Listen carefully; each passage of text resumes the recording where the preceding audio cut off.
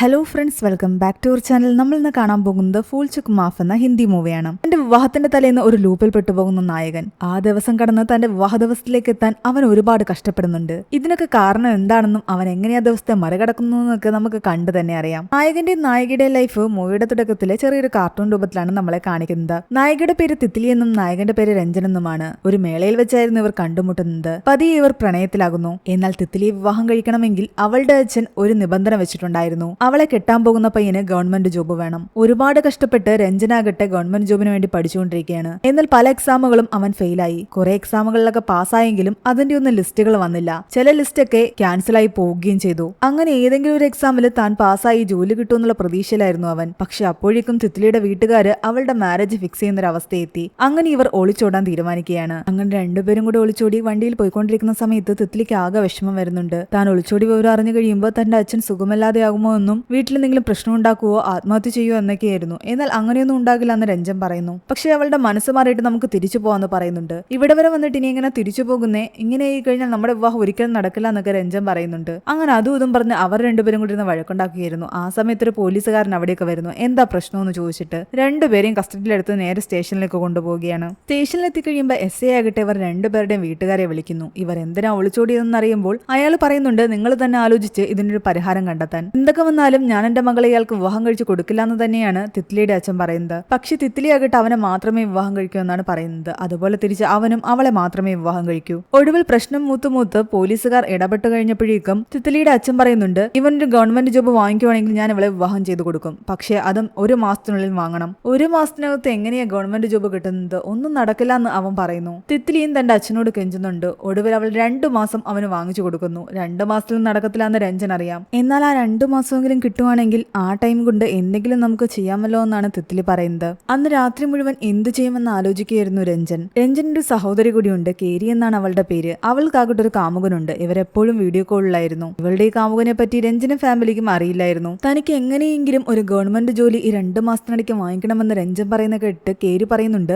അതിന് പറ്റിയ ഒരാളുണ്ടെന്ന്. ഞാൻ ഒരാളെ പരിചയപ്പെടുത്തി തരാം, അവൻ എന്തായാലും നിങ്ങളെ ഹെൽപ്പ് ചെയ്യും. അങ്ങനെ കേരി പരിചയപ്പെടുത്തുന്നത് അവളുടെ ബോയ്ഫ്രണ്ടിനെ തന്നെയായിരുന്നു. എന്നാൽ അവനും പറയുന്നുണ്ട്, 2 മാസത്തിനുള്ളിൽ എന്നെ കൊണ്ടൊന്നും ചെയ്യാൻ പറ്റില്ല, പക്ഷെ ഒരാളെ കൊണ്ട് ചെയ്യാൻ പറ്റും. ഭഗവാൻ എന്നാണ് അയാളുടെ പേര്. അങ്ങനെ കേരിയുടെ ബോയ് ഫ്രണ്ട് രഞ്ജനെ കൊണ്ടുപോകുന്നത് ഭഗവാൻ എന്ന് പറയുന്ന ആളുടെ അടുത്തേക്കാണ്. രഞ്ജന്റെ കാര്യങ്ങളൊക്കെ കേട്ട് കഴിയുമ്പോൾ അയാൾ ഹെൽപ്പ് ചെയ്യാന്ന് സമ്മതിക്കുന്നു. ഏതൊക്കെ റാങ്ക് ലിസ്റ്റ് ഉടനെ പ്രസിദ്ധീകരിക്കും, അതിൽ എത്ര വേക്കൻസി ഉണ്ട്, എത്ര പേർക്ക് ജോലി കിട്ടും, ഇതെല്ലാം തന്നെ അയാൾക്ക് വ്യക്തമായിട്ട് അറിയാമായിരുന്നു. എത്രയും പെട്ടെന്ന് തന്നെ റാങ്ക് ലിസ്റ്റിൽ ഏറ്റവും താഴെ കിടക്കുന്ന രഞ്ജനെ മുകളിലേക്ക് കൊണ്ടുവന്ന് അവന് ജോലി കൊടുക്കാമെന്ന് അയാൾ ഉറപ്പ് കൊടുക്കുന്നു. പക്ഷേ 2 ലക്ഷം അഡ്വാൻസ് ആയിട്ട് കൊടുക്കണം. അതിനുശേഷം ജോലി കിട്ടി ജോയിൻ ചെയ്യുന്നതിന് മുൻപ് 6 ലക്ഷം കൊടുക്കണം. അത്രയും കാശൊന്നും തന്നെ രഞ്ജന്റെ കയ്യിലുണ്ടായിരുന്നില്ല. എന്നാൽ ഇതിനൊക്കെ ഒരുപാട് കാശിന്റെ ആവശ്യമുണ്ടെന്നും പലരെയും കാശ് കൊടുത്ത് മാത്രമേ ഈ ഒരു റാങ്ക് ലിസ്റ്റ് നമുക്ക് ഇങ്ങനെ ചേഞ്ച് ചെയ്യാൻ പറ്റുമെന്നുമാണ് അയാൾ പറയുന്നത്. അവൻ എന്തായാലും ആലോചിച്ചിട്ട് പറയാമെന്ന് പറഞ്ഞിട്ട് നേരെ തിത്ലി എടുത്ത് കാര്യങ്ങൾ പറയുന്നു. തിത്ലി അവനോട് പറയുന്നുണ്ട്, ആരുടെയെങ്കിലും കയ്യിൽ നിന്ന് ഇനി ഇത്രയും ലക്ഷം വാങ്ങിക്ക്. എന്തായാലും വിവാഹം കഴിഞ്ഞു കഴിയുമ്പോൾ സ്ത്രീധന ഇനത്തിൽ അച്ഛൻ എന്തെങ്കിലും തരാതിരിക്കില്ല, അത് വെച്ച് നമുക്ക് കടം തീർക്കാം. പക്ഷെ ഇത്രയും രൂപ തരാൻ പറ്റിയ ആരും തന്റെ പരിചയത്തിൽ ഇല്ല എന്നാണ് അവൻ പറയുന്നത്. നമ്മുടെ കല്യാണത്തിന് വേണ്ടിയിട്ട് നിനക്ക് ഇതെങ്കിലും ചെയ്തുകൂടെ എന്ന് ചോദിക്കുമ്പോൾ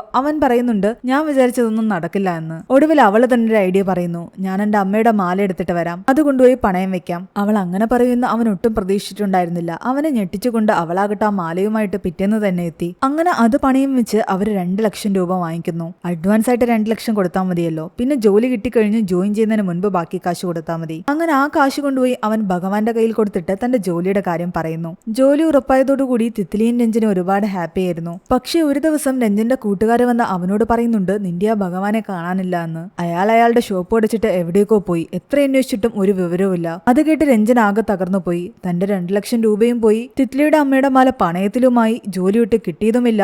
ഇവരുടെ വിവാഹം നടക്കത്തുമില്ല. അവനാകെ ഭ്രാന്ത് പിടിക്കുന്ന അവസ്ഥയായിരുന്നു. സത്യങ്ങളിൽ അറിഞ്ഞതോടെ തിത്ലിയും ആകെ സങ്കടത്തിലായി. നിനക്ക് വേണ്ടി ഞാൻ എന്തൊക്കെ ചെയ്തു, ഇത്രയൊക്കെ ചെയ്തിട്ടും നമുക്ക് ഒന്നിക്കാൻ പറ്റിയില്ലെങ്കിൽ അത് നമ്മുടെ വിധിയാണെന്ന് തന്നെ കരുതാം. 2 മാസം തീരുമ്പം എന്റെ അച്ഛനും അമ്മയും എനിക്ക് ഏതെങ്കിലും ഒരു വിവാഹാലോചനയുമായിട്ട് വരും. ഞാൻ അതിന് ഓക്കെ പറയുകയും ചെയ്യും. അതിനുള്ളിൽ നിനക്ക് എങ്ങനെയെങ്കിലും ജോലി സെറ്റാക്കാൻ പറ്റുവാണെങ്കിൽ ആക്ക്, ഇല്ലെങ്കിൽ നീ എന്നെ മറന്നേക്ക്. അതും പറഞ്ഞിട്ട് അവൾ അവിടെ നിന്നും പോയി. അങ്ങനെ എന്ത് ചെയ്യുമെന്ന് ആലോചിച്ച് വിഷമിച്ചിരിക്കുമ്പോഴാണ് അവിടെ ഒരാൾ താൻ ആഗ്രഹിച്ച കാര്യം നടന്നതിനെ പറ്റി സംസാരിക്കുന്നത് അവൻ കേൾക്കുന്നത്. അവിടെയുള്ള ശിവനമ്പലത്തിൽ പോയി അയാൾ എന്തോ നേർച്ച പറഞ്ഞു. അതോടെ അയാൾ ആഗ്രഹിച്ച കാര്യം സാധിച്ചു. എന്നാ പിന്നെ താൻ അതുകൂടി ഒന്ന് ട്രൈ ചെയ്ത് നോക്കാമെന്ന് രഞ്ജൻ വിചാരിക്കുന്നു. അങ്ങനെ അവൻ ശിവനമ്പലത്തിൽ പോയി പ്രാർത്ഥിക്കുകയായിരുന്നു. എത്രയും പെട്ടെന്ന് തന്റെ ഗവൺമെന്റ് ജോലി ശരിയായി കിട്ടണം, അതിനു വേണ്ടിയിട്ട് ഞാൻ എന്തെങ്കിലും ചെയ്യാമെന്ന്. പക്ഷെ എന്ത് നേർച്ചയാണ് നേരേണ്ടതെന്ന് അവൻ അറിയില്ലായിരുന്നു. അവിടെ അടുത്തുള്ള ഒരാളോട് അവൻ പോയി ചോദിക്കുന്നുണ്ട് ആഗ്രഹിക്കുന്ന കാര്യം സാധിക്കാൻ വേണ്ടിയിട്ട് ഞാൻ എന്ത് നേർച്ചയാണ് നേരേണ്ടതെന്ന്. അയാൾ പറയുന്നുണ്ട് നീ നിന്റെ മനസ്സിന് ഇഷ്ടപ്പെട്ട എന്തെങ്കിലും നേര്. നേർച്ച നേരുമ്പോ അതെന്തെങ്കിലും നല്ല കാര്യമായിരിക്കണം. അത് കേട്ട ഉടനെ അവനാകട്ടെ വീണ്ടും അമ്പലത്തിലേക്ക് പോയിട്ട്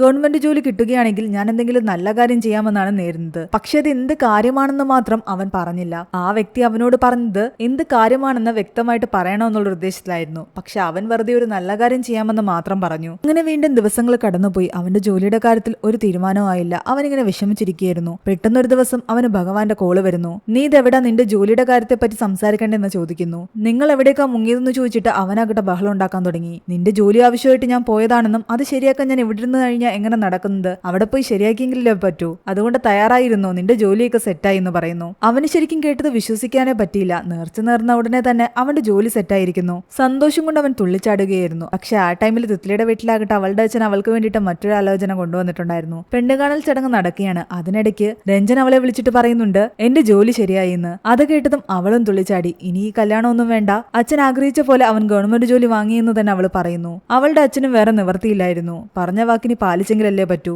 ഇവളെ രഞ്ജന് തന്നെ വിവാഹം ചെയ്ത് കൊടുത്താലേ പറ്റൂ. അങ്ങനെ രണ്ടു വീട്ടുകാരും കൂടിച്ചേർന്ന് ഇവരുടെ വിവാഹം തീരുമാനിക്കുകയാണ്. ഈ ഒരു മാസം നടന്നില്ലെങ്കിൽ പിന്നെ ഒരു വർഷം കഴിഞ്ഞിട്ട് നടക്കൂ. അത്രയും നാളൊന്നും വെയിറ്റ് ചെയ്യാൻ പറ്റില്ല, ഉടനെ തന്നെ നടത്തണമെന്ന് ഇവർ രണ്ടുപേരും പറയുന്നു. അങ്ങനെയെങ്കിൽ ഈ മാസം 30-ാം തീയതിയായിരുന്നു അതിന് പറ്റിയ ദിവസം. ഒടുവിൽ അത് തന്നെ അവർ ഫിക്സ് ചെയ്യുന്നു. അങ്ങനെ കുറച്ച് ദിവസങ്ങൾക്കകം ഒരുക്കങ്ങളെല്ലാം തന്നെ തുടങ്ങി. 29-ാം തീയതി അവന്റെ ഹൽദി ഫംഗ്ഷൻ ആയിരുന്നു. അതെല്ലാം ഗംഭീരമായിട്ട് നടക്കുന്നു. അതിന്റെ ഇടയ്ക്ക് മുകളിലിരുന്ന ഒരു ചട്ടി താഴേക്ക് വീണ് പൊട്ടുന്നതായിട്ട് നമ്മളെ കാണിക്കുന്നുണ്ട്. പിറ്റേന്ന് വിവാഹമാണ്. വിവാഹം കഴിഞ്ഞാൽ പിന്നെ ഭാര്യ ഭർത്താക്കന്മാരാകും. അതുകൊണ്ട് അന്ന് രാത്രി കൂടി ലവേഴ്സ് ആയിട്ടിരിക്കാൻ അവർ തീരുമാനിക്കുന്നു. അതിനു വേണ്ടിയിട്ട് അവരാകട്ടെ ടെറസിന്റെ മുകളിൽ ഒരുമിച്ച് കാണുകയും നാളെ മുതൽ നമ്മൾ ഭാര്യ ഭർത്താക്കന്മാരാണല്ലോ എന്നൊക്കെ പറഞ്ഞ് ഒരുപാട് സന്തോഷത്തോടെ സംസാരിക്കുകയൊക്കെ ചെയ്യുന്നുണ്ട്. വിവാഹശേഷമുള്ള ഓരോരോ ദിവസങ്ങളെ പറ്റിയും എന്തൊക്കെ ചെയ്യണമെന്നും എങ്ങനെ ആയിരിക്കണമെന്നൊക്കെ ഇവർ ഇങ്ങനെ സംസാരിക്കുകയായിരുന്നു. അങ്ങനെ അന്നത്തെ രാത്രി കഴിഞ്ഞു. അടുത്ത ദിവസം രാവിലെ അവൻ സന്തോഷത്തോടു കൂടി ഉറക്കമെഴുന്നേൽക്കുകയാണ്. ഇന്നാണല്ലോ തന്റെ കല്യാണം. അതിന്റെ ഒരു എക്സൈറ്റ്മെന്റ് ഒക്കെ അവൻ ഉണ്ടായിരുന്നു. പക്ഷെ കണ്ണു തുറന്നു നോക്കി പുറത്തേക്ക് വന്ന് അവൻ ശരിക്കും ഞെട്ടിപ്പോയി. കാരണം അവിടെ ഹൽദി ഫംഗ്ഷന്റെ തിരക്കുകൾ നടക്കുകയാണ്.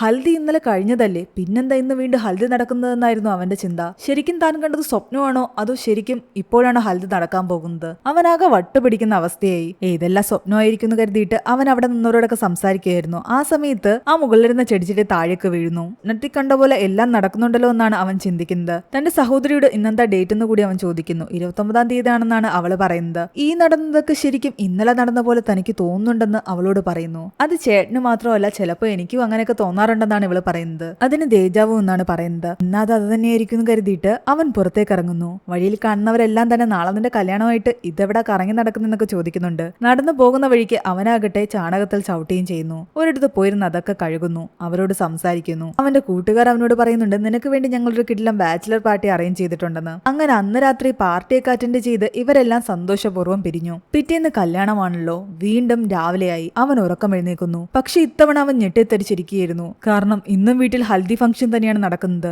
ഇന്നും തീയതി 29 തന്നെയാണ്. ഇതെന്താ സംഭവിക്കുന്നതെന്ന് അവന് മനസ്സിലായില്ല. ശരിക്കും അവൻ്റെ ഒരു ലൂപ്പിൽ പെട്ടിരിക്കുകയായിരുന്നു. അവന്റെ വിവാഹ ദിവസത്തിലേക്ക് എത്തുന്നതേ ഇല്ലായിരുന്നു. എല്ലാ ദിവസവും കണ്ണു തുറക്കുന്നത് 29-ാം തീയതിയിലേക്കാണ്. അവസാനം പേടിച്ചവന്റെ ബോധം വരെ പോയി. അവൻ എല്ലാവരോടും പറയുന്നുണ്ട് ഈ ഹൽദി ഫംഗ്ഷനൊക്കെ ഇന്നലെ നടന്നതാണ്, ഇന്ന് ശരിക്കും 30-ആണ് തീയതി. പക്ഷെ ബാക്കി എല്ലാരും പറയുന്നു ഇന്ന് 29-ആണെന്ന്. അവൻ പറയുന്നത് ആരും വിശ്വസിക്കുന്നുണ്ടായിരുന്നില്ല. അവരെ സംബന്ധിച്ച് അത് 29 തന്നെയാണ്. അവൻ അവരോട് പറയുന്നുണ്ട് ഞാൻ പറയുന്ന വിശ്വസിക്കണമെങ്കിൽ ദോ ആയിരിക്കുന്ന ചെടിച്ചട്ടി കണ്ടില്ല, അതിപ്പോ താഴേക്ക് വീഴും. അവിടെ നിൽക്കുന്ന ആള് ആ പൂമാലയൊക്കെ ശരിയാക്കുമ്പോഴാണ് അതറിയാതെ കൈതട്ടി താഴേക്ക് വീഴുന്നത്. നീ അതൊക്കെ ശരിയാക്ക്, ഇപ്പൊ അത് വീഴും അവൻ പറയുന്നു. സ്വാഭാവികമായിട്ടും ഇവ പറയുന്ന കേട്ടിട്ട് അത് ശരിയാക്കുമ്പോ അത് താഴെ വീഴുന്നു. അത് നീയായിട്ട് പറഞ്ഞ് താഴെ വീഴ്ത്തിയതല്ലേ, അതിനെന്തിനാ ഇങ്ങനെ കിടന്ന് ബഹളം ഉണ്ടാക്കുന്നതെന്ന് അവർ ചോദിക്കുന്നു. പക്ഷെ ഇതൊക്കെ ഇന്നലെ സംഭവിച്ചതാണെന്ന് അവൻ വീണ്ടും വീണ്ടും പറയുന്നുണ്ട്. കൂടെ നിൽക്കുന്ന ആർക്കും അതൊന്നും തന്നെ മനസ്സിലായില്ല.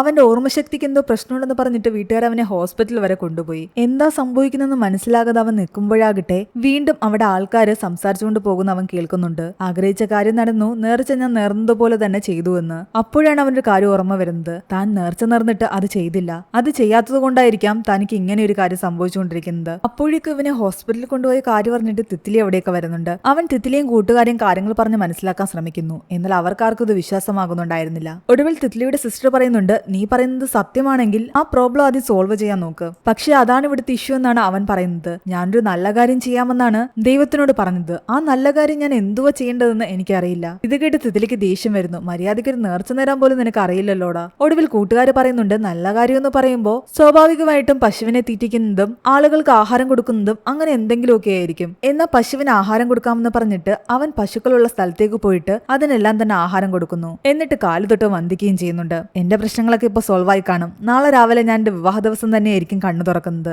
പക്ഷെ അവന്റെ പ്രതീക്ഷ തെറ്റിച്ചുകൊണ്ട് അവൻ വീണ്ടും 29-ാം തീയതി തന്നെയാണ് കണ്ണു തുറക്കുന്നത്. പ്രശ്നത്തിന് പരിഹാരമായില്ല. ആ നേർച്ച ഫലിച്ചില്ല. വീണ്ടും ഒരു നല്ല കാര്യം ചെയ്യാൻ വേണ്ടിയിട്ട് അവൻ ആഹാരം കൊടുക്കാൻ തുടങ്ങിയ ആൾക്കാർക്ക്. എന്നിട്ടും ഒരു ബലവും ഉണ്ടായില്ല. ദിവസവും 29-ാം തീയതി തന്നെ അവൻ ഉണർന്നുകൊണ്ടേയിരുന്നു. ഓരോ ദിവസവും പുതിയ പുതിയ കാര്യങ്ങൾ അവൻ ചെയ്തു. എന്നിട്ടും അവന്റെ പ്രശ്നത്തിന് ഒരു സൊല്യൂഷനും വന്നില്ല. ഒടുവിൽ സ്വന്തം തല വരെ അവൻ മൊട്ടയടിച്ചു. പിറ്റേന്ന് രാവിലെ എഴുന്നേൽക്കുമ്പോൾ അവന്റെ തലയിൽ അതുപോലെ തന്നെ മുടിയുണ്ട്. ഏകദേശം 10-15 ദിവസമായിട്ട് തന്നെ അവൻ അവന്റെ വിവാഹ തലേന്ന് തന്നെയായിരുന്നു ജീവിക്കുന്നത്. ഇപ്പോൾ ഓരോ ദിവസവും ഉറക്കെഴുന്നേൽക്കുമ്പോൾ അവന് ദേഷ്യമാണ് വരുന്നത്. കാരണം കണ്ടത് തന്നെ വീണ്ടും കണ്ടുകൊണ്ടേയിരിക്കുന്നു. ഒരു ദിവസം അവൻ മുകളിലേക്ക് കയറി വരുമ്പോൾ അവന്റെ സഹോദരിയെയും കാമുകനെയും അവൻ കൈയോടെ പിടിക്കുന്നുണ്ട്. ദേഷ്യം വന്ന അവനാകട്ടെ അവന്റെ സഹോദരിയുടെ കാമുകനെ കുറെ വഴക്ക് പറയുകയും അവിടെ നിന്ന് ഓടിച്ചു വിടുകയും ചെയ്യുന്നു. എന്ത് ചെയ്തിട്ട് ഒരു ഫലവും കാണാത്ത കാരണം അവൻ അന്ന് ചോദിച്ച ആ ആളുടെ അടുത്ത് തന്നെ പോയി തന്റെ പ്രശ്നത്തെ പറ്റി സംസാരിക്കുന്നു. അയാൾ അവനോട് പറയുന്നുണ്ട്, സാധാരണ നല്ല കാര്യം എന്ന് പറഞ്ഞു കഴിഞ്ഞാൽ നീ ചെയ്ത ഈ കാര്യങ്ങളെല്ലാം തന്നെയാണ്. പക്ഷെ നിന്റെ കാര്യത്തിൽ എന്തോ വ്യത്യസ്തതയുണ്ട്. നീ ആരുടെയോ മനസ്സ് വേദനിപ്പിച്ചിട്ടുണ്ട്. അതുകൊണ്ടായിരിക്കാം നീ ഈ ലൂപ്പിൽപ്പെട്ട് കിടക്കുന്നത്. നീ മനസ്സ് വേദനിപ്പിച്ച എല്ലാവരോടും ക്ഷമ ചോദിക്കണം.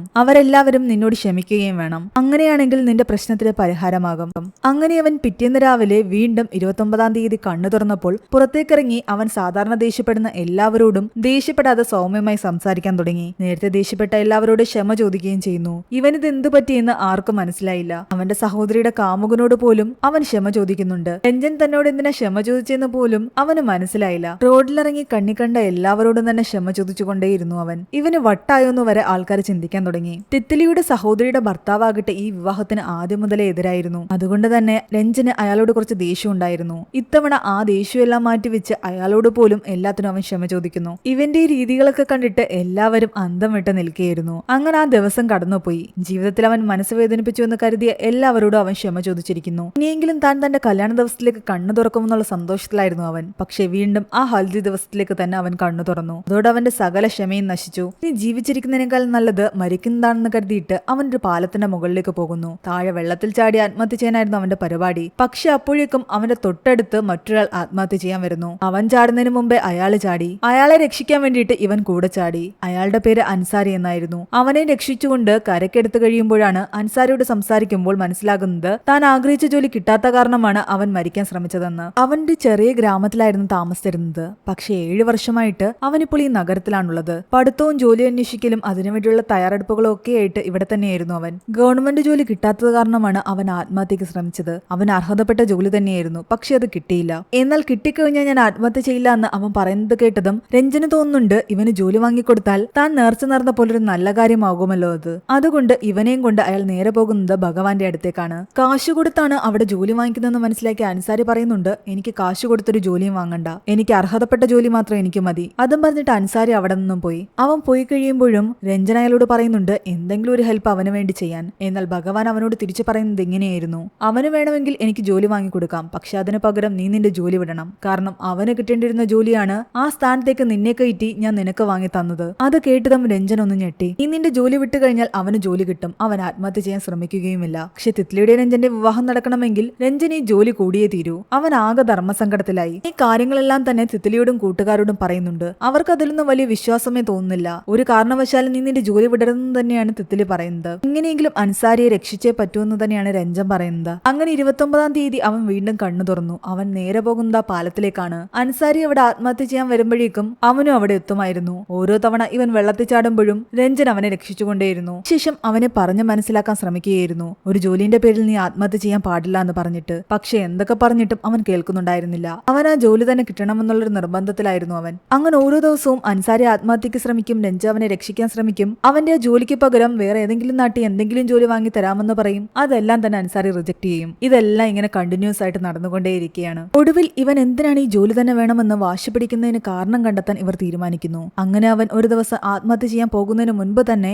അവനെ അങ്ങോട്ട് പോയി കണ്ട് ഇവർ കാര്യം തിരക്കുന്നു. അൻസാരിയെ സംബന്ധിച്ച് ഇവർ എന്തിനാ ഇങ്ങോട്ട് വന്നതെന്നോ ഇവർ ആരൊക്കെയാണെന്നോ അപ്പൊ അവൻ അറിയില്ലല്ലോ. എന്നാൽ നീ അതൊന്നും തന്നെ ചിന്തിക്കണ്ട, നിന്റെ പ്രശ്നം എന്താണെന്ന് മാത്രം ഞങ്ങളോട് പറയാനാണ് ഇവർ പറയുന്നത്. മറ്റുള്ളവരെ സംബന്ധിച്ച് അൻസാരിയുടെ ജോലി വെറും ഒരു ഗവൺമെന്റ് ജോബായിരിക്കാം. പക്ഷെ അവൻ ആ ജോബിന് വേണ്ടിയിട്ട് ഇത്രയും ആഗ്രഹിക്കുന്നതിന് കാരണം ഒരു ഗ്രാമത്തിന്റെ മുഴുവൻ പ്രതീക്ഷ അതിലുണ്ടായതുകൊണ്ടാണ്. 10 വർഷമായിട്ട് അവന്റെ ഗ്രാമത്തിൽ ഇലക്ട്രിസിറ്റിയോ വാട്ടറോ ഒന്നും തന്നെ കറക്റ്റ് ആയിട്ട് വരുന്നില്ല. അത് കാരണം കൃഷിയെല്ലാം തന്നെ നശിച്ചിരിക്കുകയാണ്. ജനങ്ങളെല്ലാം പട്ടിണിയിലുമാണ്. ഒരുപാട് അധികാരികളെ കണ്ടു. ആരും തന്നെ ആ ഗ്രാമത്തെ മൈൻഡ് പോലും ചെയ്തില്ല. പിന്നീട് ആകെ തോന്നിയ ഒരേയൊരു വഴി ഇതായിരുന്നു, ഞാൻ നന്നായിട്ട് പഠിച്ച് ഒരു ഗവൺമെന്റ് ജോലി വാങ്ങുക. ആ ഡിപ്പാർട്ട്മെന്റിൽ തന്നെ എനിക്ക് ജോലി കിട്ടിയെങ്കിൽ മാത്രമേ എന്റെ നാട്ടിലേക്ക് വെള്ളവും ഇലക്ട്രിസിറ്റിയും ഒക്കെ കൊണ്ടുവരാൻ പറ്റൂ. അങ്ങനെ ഞാൻ പഠിച്ച് റാങ്ക് ലിസ്റ്റ് വരികയും ചെയ്തു. പക്ഷെ എനിക്ക് ജോലി കിട്ടിയില്ല. ഞാൻ എങ്ങനെ തിരിച്ച് എന്റെ നാട്ടിലേക്ക് പോകും? ആ നാടിന്റെ മുഴുവൻ പ്രതീക്ഷ എന്നിലായിരുന്നു. ആ ജോലിയില്ലാതെ എനിക്ക് ആ നാട്ടിലേക്ക് പോകാൻ പറ്റില്ല. അതിൽ നല്ലത് ആത്മഹത്യയാണ്. ശരിക്കും ഇപ്പോഴാണ് രഞ്ജന് യഥാർത്ഥ പ്രശ്നം എന്താണെന്ന് മനസ്സിലായത്. എന്തുകൊണ്ടും അത് അൻസാരിക്ക് അർഹതപ്പെട്ട ജോലി തന്നെയായിരുന്നു. അത് മറ്റൊരു രീതിയിൽ താൻ നേടിയെടുത്തതാണ് ഈ പ്രശ്നങ്ങൾക്കെല്ലാം കാരണം. ജോലി അവന് തന്നെ തിരിച്ചു കൊടുത്താലോ എന്നുള്ളൊരു മനസ്സിലായിരുന്നു രഞ്ജൻ. പക്ഷെ തിത്ലിയോട് ഇത് പറയുമ്പോൾ അവള് പറയുന്നുണ്ട്, ഒരു കാരണവശാലും ഞാൻ സമ്മതിക്കില്ല എന്ന്. ആ ജോലി പോയാൽ എനിക്ക് നിന്നെ നഷ്ടമാകും. അച്ഛൻ ഈ വിവാഹത്തിന് സമ്മതിക്കില്ല. അതുകൊണ്ട് നീ എന്ത് കാട്ടിയിട്ടാണെങ്കിലും ഈ ജോലി വിടാൻ പാടില്ല. അങ്ങനെ ഒരു ദിവസം അവൻ അൻസാരിയെ രക്ഷിച്ചില്ല. ആ ദിവസം അവൻ ആ വെള്ളത്തിൽ മുങ്ങിച്ചാവുകയും മരണമടയുകയും ചെയ്തു. അവന്റെ ബോഡി എടുത്തുകൊണ്ട് പോകുന്നതും ആ ദിവസം അവൻ കണ്ടു. അതൊക്കെ കണ്ടിട്ട് രഞ്ജൻ ആകെ തകർന്നിട്ടുണ്ടായിരുന്നു. കാരണം നാളെയും ഇത് തന്നെ അവൻ കാണേണ്ടി വരും. ആ ലൂപ്പിലാണല്ലോ അവൻ ഇപ്പോഴും പെട്ടുകിടക്കുന്നത്. അതുകൊണ്ട് ദിവസവും ഇങ്ങനെ ആത്മഹത്യ ചെയ്യാൻ ശ്രമിക്കുന്നതും ചിലപ്പോൾ മരണം അടയുന്നതും ഒക്കെ കാണേണ്ടി അവന് വരും. അതിനേക്കാൾ നല്ലത് ആ ജോലി അവന് തിരിച്ചു കൊടുക്കുന്നതാണ്. ഈ പ്രശ്നമെല്ലാം അതോടുകൂടി സോൾവ് ആകും. താൻ ചെയ്യാൻ പോകുന്ന കാര്യം എന്താണെന്ന് അവന് വ്യക്തമായിട്ടറിയാം. ആ ജോലി പോവുകയാണെങ്കിൽ തിത്ലി അവന് നഷ്ടപ്പെടും. പക്ഷെ അവൻ ചെയ്ത ആ ഒരു തെറ്റുകൊണ്ടാണ് അവൻ ആ ലൂപ്പിൽ പെട്ടുകിടക്കുന്നതെന്നുള്ള സത്യം അവൻ മനസ്സിലാക്കിയതോടെ അവന്റെ മുന്നിൽ വേറെ വഴിയില്ലായിരുന്നു. അങ്ങനെ അവൻ ഒരു 29-ാം തീയതി അൻസാരിയെ കണ്ട് സംസാരിക്കുന്നതായിട്ട് കാണിക്കുന്നുണ്ട്. അതിനുശേഷം പിറ്റേന്ന് അവൻ ഉറക്കമെഴുന്നേക്കുന്നു. പക്ഷെ പതിവ് പോലെ അവൻ 29-ാം തീയതിയല്ല 30-ാം തീയതിയാണ് ഉറക്കമെഴുന്നേക്കുന്നത്. അതായത് അവന്റെ ജോലി തിരിച്ച് അൻസാരിക്ക് തന്നെ കൊടുത്തു. അതുകൊണ്ട് ആ ലൂപ്പിൽ നിന്ന് അവൻ രക്ഷപ്പെട്ട് തന്റെ വിവാഹ ദിവസത്തിലേക്ക് എത്തി. അവന്റെ വീട്ടുകാരെല്ലാം ഒരുപാട് ഹാപ്പി ആയിരുന്നു. ആരും തന്നെ അറിഞ്ഞില്ല അവന്റെ ജോലി വിട്ട കാര്യം. രാത്രി വിവാഹ ചടങ്ങുകളെല്ലാം നടക്കുകയായിരുന്നു. പക്ഷെ അവൻ മാത്രം ഹാപ്പി ആയിരുന്നില്ല. സത്യം മറച്ചു വെച്ചാണല്ലോ ഈ വിവാഹം നടക്കാൻ പോകുന്നത്. അവനിങ്ങനെ ഒട്ടും സന്തോഷവാനല്ലാതായി ഇരിക്കുന്ന കാണുമ്പോൾ എല്ലാവർക്കും എന്തൊക്കെയോ സംശയങ്ങൾ തോന്നുന്നു. ഒടുവിൽ അവൻ എല്ലാവരോടും സത്യം തുറന്നു പറയുകയാണ്, ഈ വിവാഹം നടക്കാൻ പോകുന്നില്ല. കാരണം എനിക്ക് ഗവൺമെന്റ് ജോലിയില്ല. ഗവൺമെന്റ് ജോലി ഇല്ലാത്ത ഒരാളെ കൊണ്ട് നിങ്ങൾ നിങ്ങളുടെ മകളെ വിവാഹം കഴിപ്പിക്കാൻ ആഗ്രഹിക്കുന്നെങ്കിൽ മാത്രം ഈ വിവാഹം നടത്തിയാൽ മതി. അവൻ ജോലി നഷ്ടപ്പെടുത്തിയതറിഞ്ഞിട്ട് തിത്ലി ആകെ ദേഷ്യത്തിലായിരുന്നു. അതിന്റെ യഥാർത്ഥ അവകാശി അൻസാരിയായിരുന്നു എന്നും ഞാൻ അവന് ജോലി കൊടുത്തു എന്നും അവൻ പറയുമ്പോൾ, ഏത് അൻസാരി, നീ എന്തൊക്കെയാ പറയുന്നത്? മര്യാദയ്ക്ക് പോയി നിന്റെ ജോലി തിരിച്ചു വാങ്ങുമെന്ന് തന്നെയാണ് അവള് പറയുന്നത്. എന്നാൽ ഇനി അതൊരിക്കലും നടക്കില്ല എന്ന് തന്നെ അവൻ പറയുന്നു. എനിക്ക് ആ ജോലി ഇനി തിരികെ കിട്ടാൻ പോകുന്നില്ല. നിനക്ക് എന്നെ വിവാഹം കഴിക്കാൻ പറ്റില്ലായിരുന്നെങ്കിൽ അത് നേരത്തെ പറഞ്ഞാൽ മതിയായിരുന്നു. ഇത് ഇതുവരെ കൊണ്ട് എത്തിക്കണ്ടായിരുന്നു എന്ന് തന്നെ അവള് പറയുന്നു. അങ്ങനെ അങ്ങോട്ടും ഇങ്ങോട്ടും ആകെ പ്രശ്നങ്ങൾ നടക്കുകയാണ്. രഞ്ജൻ എല്ലാവരോടും പറയുന്നുണ്ട്, എനിക്ക് ഈ ജോലി കിട്ടാൻ വേണ്ടിയിട്ട് ഒരാളുടെ മരണത്തിന് ഞാൻ ഉത്തരവാദിയാകാൻ തയ്യാറല്ല എന്ന്. അർഹതപ്പെട്ട അയാൾക്ക് തന്നെ ആ ജോലി കിട്ടുന്നതാ നല്ലത്. അവൻ ആ കാര്യങ്ങൾ മറ്റുള്ളവരെ പറഞ്ഞു മനസ്സിലാക്കാൻ ശ്രമിക്കുമ്പോൾ ആരും മനസ്സിലാക്കുന്നുണ്ടായിരുന്നില്ല. ആ സമയത്ത് ഭഗവാൻ വന്ന് എല്ലാവരോടും പറയുന്നുണ്ട്, ഇവിടെ രഞ്ജൻ ചെയ്തത് തന്നെയാണ് ശരിയെന്ന്. കാരണം ഇവിടെ കൂടിയിരിക്കുന്ന എല്ലാവർക്കും ആര് ചത്താലോ ആര് ജീവിച്ചാലോ ഒന്നും തന്നെ ഇല്ല. അവരാഗ്രഹിക്കുന്ന കാര്യങ്ങൾ മാത്രം നടക്കണം. ഏതെങ്കിലും ഗ്രാമത്തിൽ ആരെങ്കിലും മരിച്ചാൽ നിങ്ങൾക്കെന്താ? അവിടെ വെള്ളം ഇല്ലെങ്കിൽ നിങ്ങൾക്കെന്താ? അവിടെ ഇലക്ട്രിസിറ്റി ഇല്ലെങ്കിൽ നിങ്ങൾക്കെന്താ? അതൊന്നും നിങ്ങളെ ബാധിക്കുന്ന കാര്യമേ അല്ല. അതുകൊണ്ടാണ് നിങ്ങൾ അതൊന്നും ചിന്തിക്കാത്തത്. പക്ഷെ ഇവിടെ രഞ്ജൻ ചിന്തിച്ചു. കാരണം അവന്റെ മനസ്സ് ഇവിടെ ഇരിക്കുന്ന എല്ലാവരെക്കാളും നല്ലതാണ്. ഇത്രയും ആൾക്കാർക്ക് ഞാൻ തെറ്റായ രീതിയിൽ ജോലി വാങ്ങി കൊടുത്തിട്ടുണ്ട്. അപ്പൊ പോലും കിട്ടാത്ത സന്തോഷമായിരുന്നു ഇവന്റെ ജോലി നഷ്ടപ്പെടുത്തിയപ്പോ എനിക്ക് കിട്ടിയത്. ഭഗവാൻ ഇങ്ങനെ കാര്യങ്ങളൊക്കെ പറയുന്ന കേൾക്കുമ്പോൾ രഞ്ജൻ ചെയ്തത് ശരിയാണെന്ന് എല്ലാവർക്കും തോന്നാൻ തുടങ്ങി. ഏറ്റവും കൂടുതൽ ഈ വിവാഹത്തെ എതിർത്തിരുന്ന തിത്ലിയുടെ സഹോദരിയുടെ ഭർത്താവ് തന്നെ പറയുന്നുണ്ട്, നീ തിത്ലിയെ തന്നെ വിവാഹം കഴിക്കണമെന്ന്. അങ്ങനെ തന്റെ മകൾക്ക് നല്ല മനസ്സുള്ളൊരു വ്യക്തിയാണ് കിട്ടുന്നതെന്ന് ആലോചിച്ചുകൊണ്ട് ഗവൺമെന്റ് ജോബിന്റെ നിബന്ധനയെല്ലാം തന്നെ സൈഡിലേക്ക് വലിച്ചെറിഞ്ഞ് തന്റെ മകൾ തിത്ലിയെ രഞ്ജനെ കൊണ്ട് തന്നെ അവർ വിവാഹം കഴിപ്പിക്കുകയാണ്. അങ്ങനെ ഹാപ്പി ആയിട്ട് ഈ ഒരു മൂവി ഇവിടെ അവസാനിക്കുകയാണ്. ഈ മൂവിയുടെ സ്റ്റോറി എങ്ങനെ ഉണ്ടായിരുന്നു നിങ്ങൾ താഴെ കമന്റ് ചെയ്യുക. എക്സ്പ്ലനേഷൻ ഇഷ്ടപ്പെട്ടെങ്കിൽ വീഡിയോ ലൈക്ക് ചെയ്യാനും നമ്മുടെ ചാനൽ സബ്സ്ക്രൈബ് ചെയ്യാനും മറക്കണ്ട.